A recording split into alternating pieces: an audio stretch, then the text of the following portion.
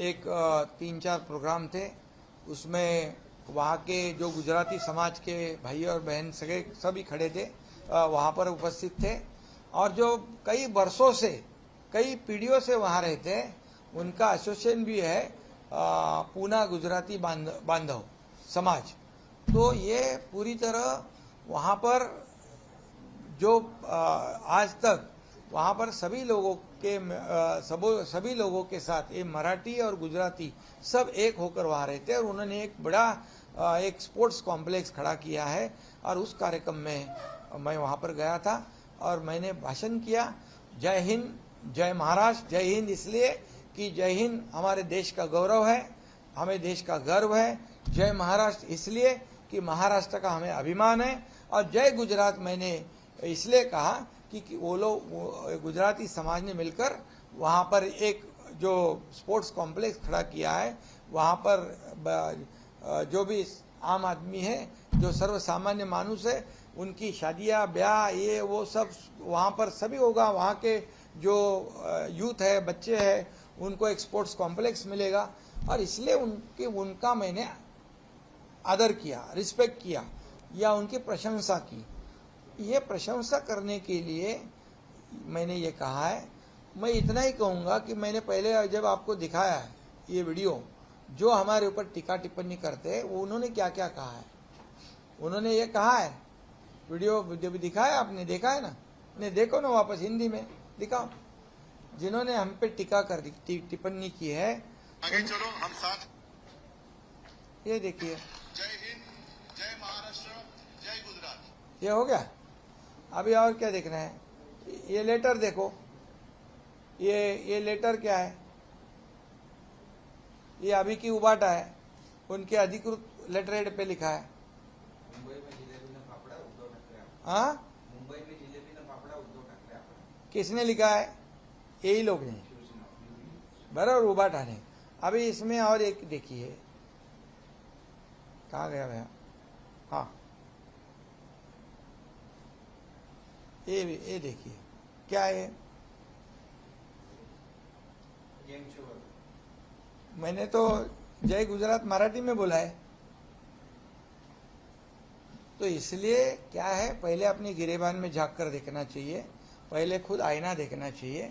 मैं इसके ऊपर इतना ही कहूँगा, मराठी हमारी अस्मिता है, मराठी हमारा श्वास है और हिंदुत्व हमारा आत्मा है। और इसलिए हम मराठी, महाराष्ट्र में ये मराठी भाषा के बारे में जो काम किया है वो आप जानते हो। 3 साल में मराठी भाषा को अभिजात भाषा का दर्जा देने का काम किया है। क्या मराठी के लिए कोई भी कॉम्प्रोमाइज नहीं होगा। जैसे 2019 में जिन्होंने कुर्सी के लिए जो कॉम्प्रोमाइज किया है वो आप सब जानते हो।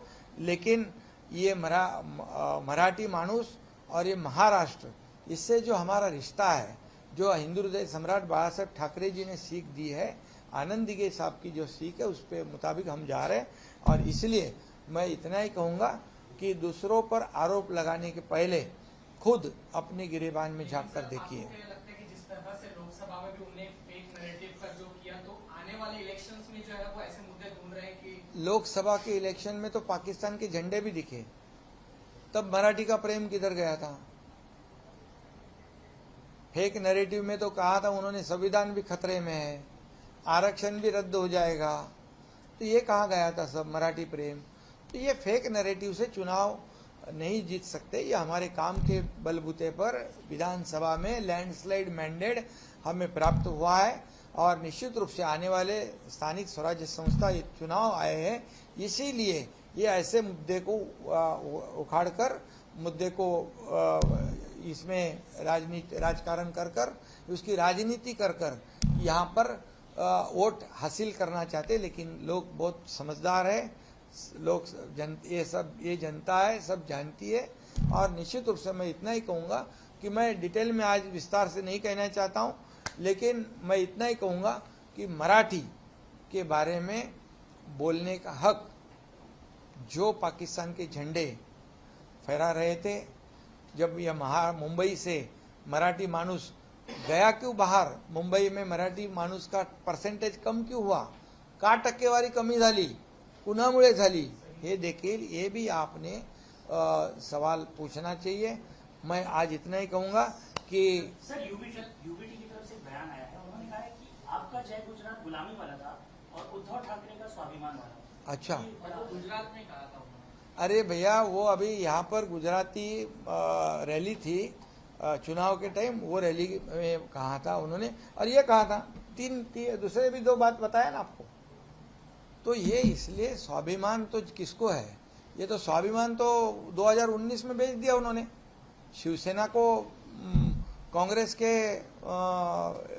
साथ जोड़ दिया, जो बाला साहब ठाकरे जी नहीं चाहते थे। तो अभी काय का स्वाभिमान है, ये स्वाभिमान वाली बात जो है वो करना उनके लिए उचित नहीं है। मैं इतना ही कहूंगा आज कि मैंने कहा है कि जय हिंद पहले कहा है, जय महाराष्ट्र कहा है, और जय हिंद इसलिए कि देश का अभिमान, जय महाराष्ट्र इसलिए महाराष्ट्र का अभिमान, और जय गुजरात मैंने लास्ट में कहा क्योंकि ये जो गुजराती समाज है वहाँ बरसों से रहते हैं और वहाँ के लोगों के लिए वो काम करना चाहते हैं, इसलिए उनकी प्रशंसा की है। इतना ही है बस। सर संजय राउत जी ने कहा है कि ये अमित शाह जी की सेना है, अरे, बेचारा सामने आ गया। ये कौन है पता नहीं मुझे कौन है। सर आपको लगता है कि कल 5 जुलाई में राज और उद्धव एक साथ आने वाले हैं, उसी समय पे आपका जो ये बयान है उसको विवादित करके दिखा रहे हैं?